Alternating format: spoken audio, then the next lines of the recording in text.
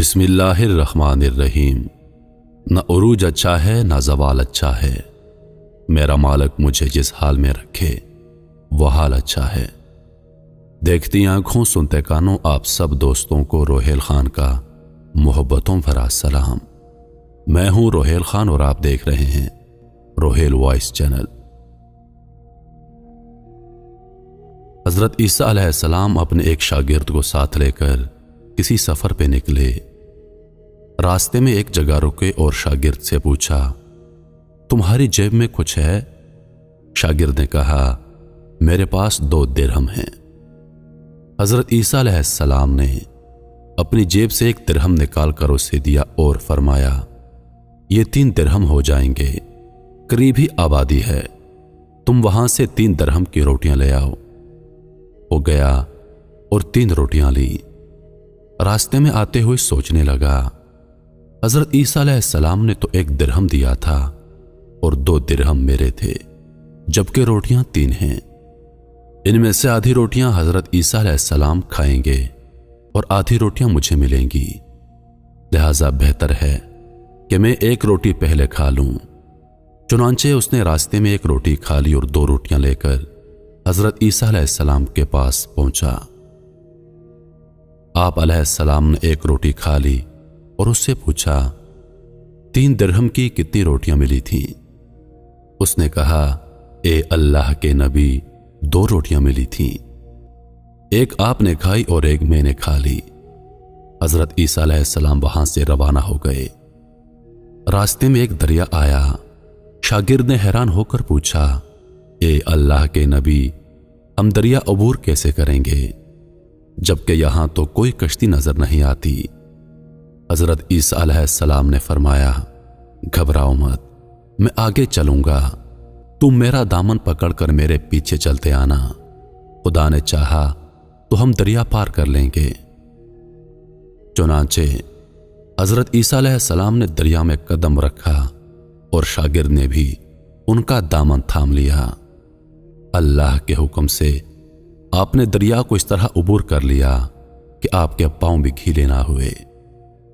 شاگرد نے یہ دیکھ کر کہا، میری ہزاروں جانیں آپ پر قربان ہوں، آپ جیسا صاحب اعجاز نبی پہلے مابعوث ہی نہیں ہوا۔ آپ علیہ السلام نے فرمایا، یہ معجزہ دیکھ کر تیرے ایمان میں کچھ اضافہ ہوا؟ اس نے کہا، جی ہاں، میرا دل نور سے بھر گیا ہے۔ پھر آپ علیہ السلام نے فرمایا، اگر تمہارا دل نورانی ہو چکا ہے تو بتاؤ روٹیاں کتنی تھیں؟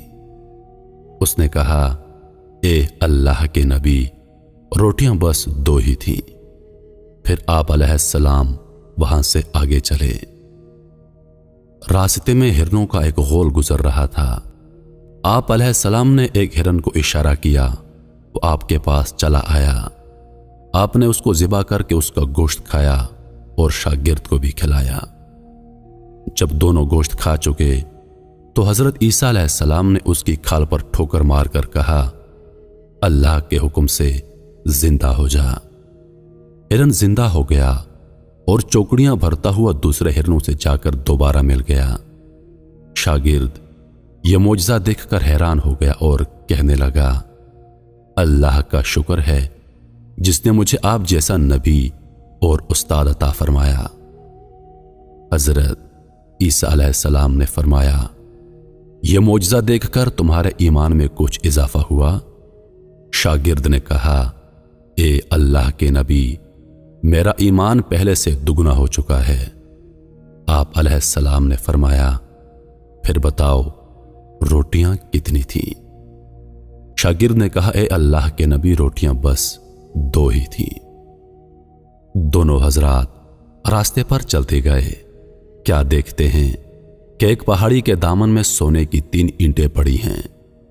آپ علیہ السلام نے فرمایا، اے شاگرد، 1 اینٹ میری ہے اور 1 اینٹ تمہاری، اور تیسری اینٹ اس آدمی کی ہے جس نے تیسری روٹی کھائی تھی۔ یہ سن کر شاگرد شرمندگی سے بولا، حضرت تیسری روٹی میں نے کھائی تھی۔ حضرت عیسیٰ علیہ السلام نے اس لالچی شاگرد کو چھوڑ دیا اور فرمایا، 3 اینٹیں تم لے جاؤ۔ یہ کہہ کر حضرت عیسیٰ علیہ السلام وہاں سے روانہ ہو گئے اور لالچی شاگرد اینٹوں کے قریب بیٹھ کر سوچنے لگا انہیں کیسے گھر لے جایا جائے۔ اسی دوران 3 ڈاکو وہاں سے گزرے۔ انہوں نے دیکھا ایک شخص کے پاس سونے کی 3 اینٹیں ہیں۔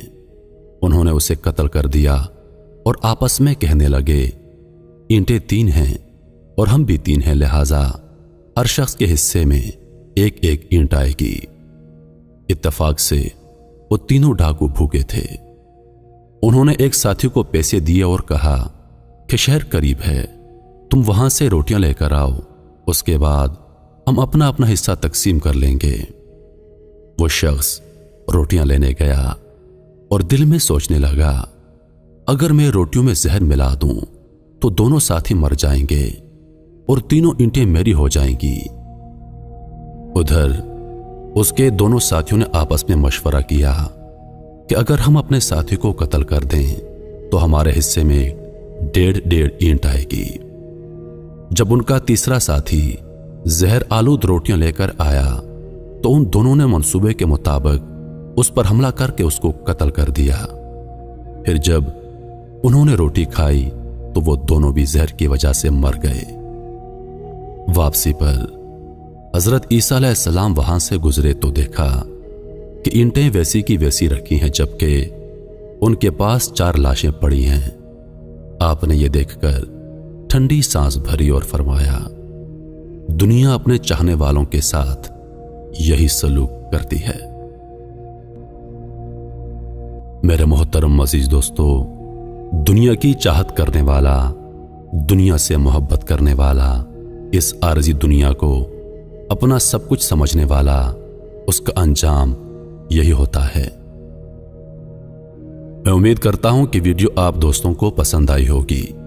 ویڈیو پسند آ جائے تو لائک اور شیئر ضرور کر دیجیے گا اور آنے والی نئی ویڈیوز کے لیے ہمارے چینل کو سبسکرائب کر دیں اور ساتھ میں موجود گھنٹی کے بٹن کو ضرور دبا دیں تاکہ ہماری ہر نئی آنے والی ویڈیو سب سے پہلے آپ تک پہنچے۔